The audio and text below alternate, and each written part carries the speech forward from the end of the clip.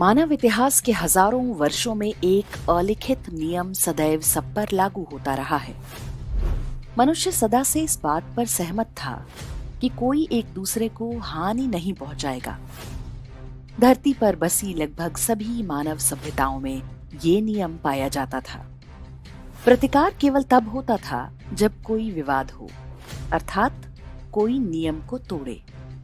ऐसी किसी भी स्थिति को हल करने के लिए वरिष्ठ लोगों द्वारा बीच बचाव जैसी व्यवस्थाएं हर समाज में होती थी। उदाहरण के लिए प्राचीन भारत में पंचायत।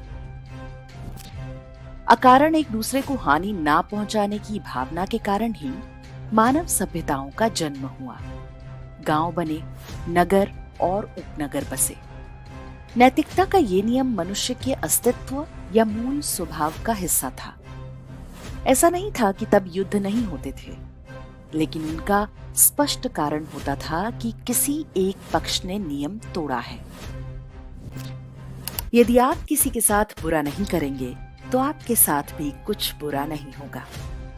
नैतिकता के इसी नियम के भरोसे ये बात हम एक दूसरे से कह पाते हैं। वसुधैव कुटुंबकम, प्राणियों में सौहार्द और विश्व के कल्याण की कामनाएं भी इसी नियम के चलते पैदा हुई।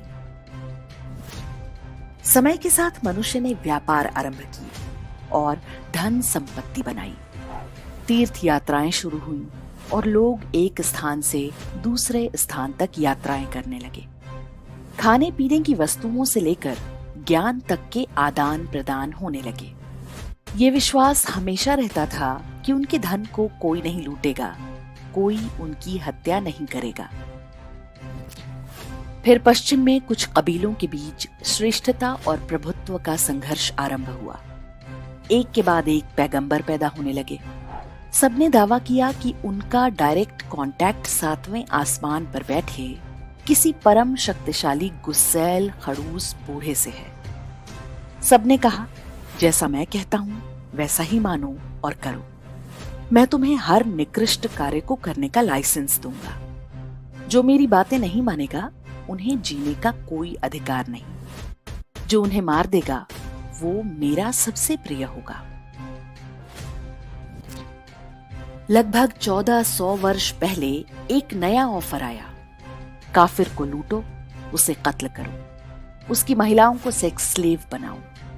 लूट के माल में 20% का कट मेरे पास जमा कर दो। मैं तुम्हारी लूटमार को भी नेकी करार दूंगा।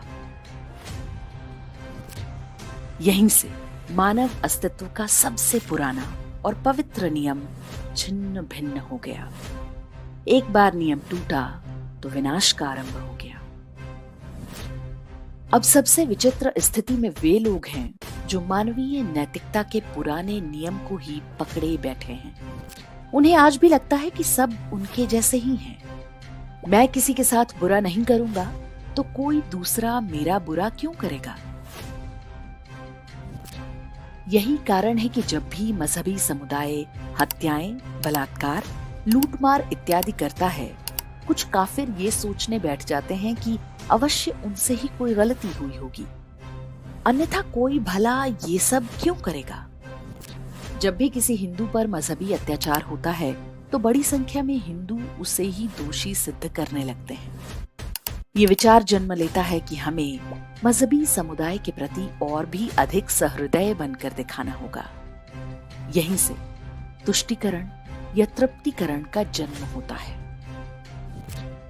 स्वयं पर थोपी इस छद्म नैतिकता में हम इतने अंधे हो जाते हैं कि कुछ देख नहीं पाते। हम नहीं समझ पाते कि अरबी मजहबों का जन्म ही नैतिकता के मूलभूत नियम को नष्ट करके हुआ है। हम उनके लिए चाहे जितने भी उदार या सहिष्णु हो जाएं, वे अवसर पाते ही हमारी हत्या को तैयार हैं। ये उनका मजहबी कर्तव्य है। जन्नत जाने का उनके पास यही शॉर्टकट है। मैं किसी का बुरा नहीं करूंगा तो कोई मेरे साथ बुरा नहीं करेगा। ये नियम अब भी प्रासंगिक है, लेकिन उन समाजों में जहां अधिकांश लोग इसे मानते हों। 1000 वर्ष का अनुभव यही है कि पश्चिम से आए दोनों आक्रमणकारी मजहबों ने इस नियम को कभी नहीं माना।